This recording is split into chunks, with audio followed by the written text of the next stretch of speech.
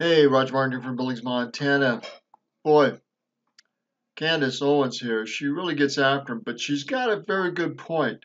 And the liberal media has just sucked and screwed with so many people's minds. It's unfortunate. But listen to this little segment of this video. I actually believed that Black Lives Matter was a good group. I shared their posts and I said this makes sense. They do. They do. Um, Sorry, I want to stand up because I really want to be able to see Mandy. So that's where I started. That was my threshold. I grew up in a household that was largely dysfunctional. I grew up visiting my uncles in prison for various reasons. My parents are not together. They are divorced. And every single one of my mom's brothers and sisters, she's one of 9, has served some time in prison. So that was my normal growing up. And when I got out of high school, I had this idea that because I was black, I must be a Democrat because anything else is oppression. Anything else is people that are white supremacists, are racist, or sexist. The same thing that you're seeing happening in the news every single day.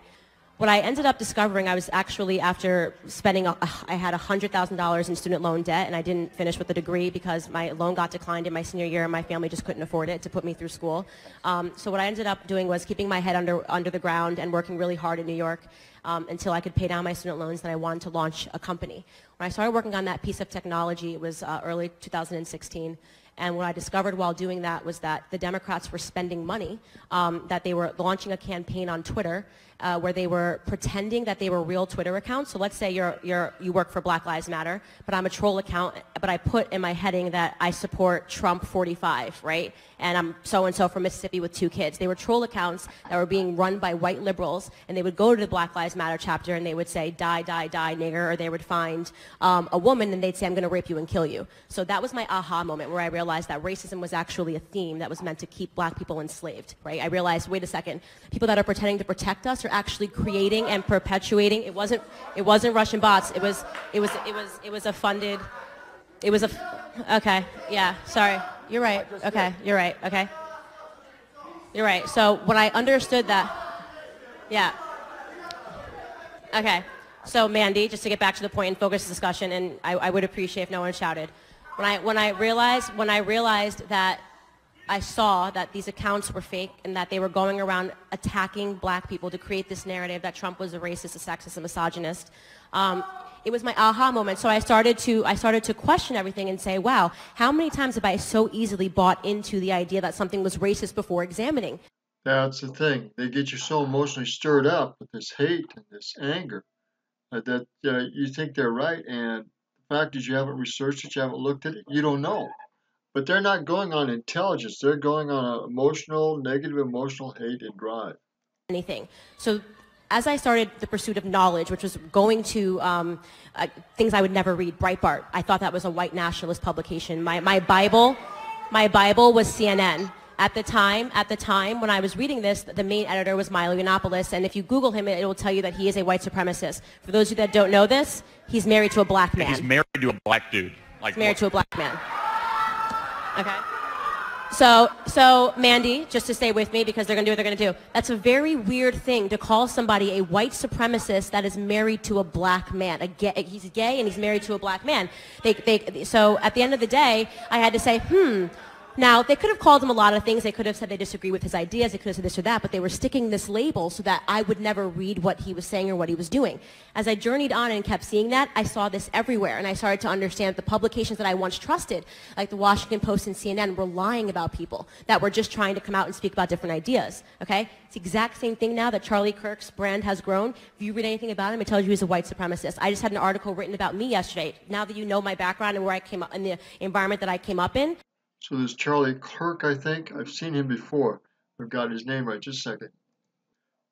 Yeah, Charlie Kirk's plan. I'll have to look him up. I've seen him before.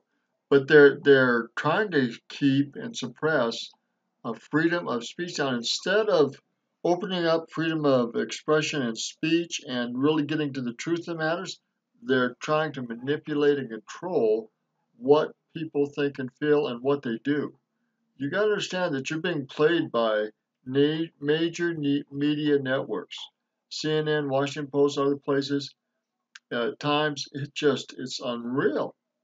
calling me a white supremacist, which is it's insane to me that they would even do that. So to me, the ideas of racism and white supremacy are being used to block black people out of ideas that could potentially benefit them. Okay, and those ideas are that we do not need the government. Black people do not need the government to do anything. We keep accepting government handouts and government dependency, but at the end of the day, they're creating a narrative because they never, ever, ever want us to get off of it. Way to go. Way to go, Candice Owens. Way to go, Charlie Kirk. Way to go. People are starting to open up. They're starting to hear this stuff. It is bad news. How we've been, Charlie Kirk. It's regrettable, if not frustrating, to see how minorities have been manipulated and the whites have been manipulated. This goes both ways. It's not just minorities. The whites have been manipulated and they're tired of being, you're getting some blowback here.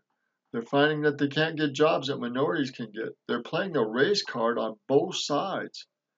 It is regrettable and it's unfortunate, but there is blowback. There is people fighting back. And there, a lot of these smaller independent groups are not going to put up with this media crap, not going to put up with these racist lies, not going to be put up with this welfare-minded state. In this Roger Martin in Billings, Montana. Wake up, America. Thank you, Candice. Thank you, Charlie Kirk. Thank you, Turning Point USA. Get involved, people. Get involved. This is our country. This is our freedom. And we need to control government. We need to control media. And we need to control what is going on with both and ourselves. We need to open up to really what's going on. And we need to fight for our freedoms of speech and independence because they're being taken from us and we're being played. Again, this is Roger Martin in Billings, Montana. Good day. Happy Thanksgiving. Come under Christ. Come under these more conservative groups. You'll find the truth that is not being talked about in the national media. Think about that.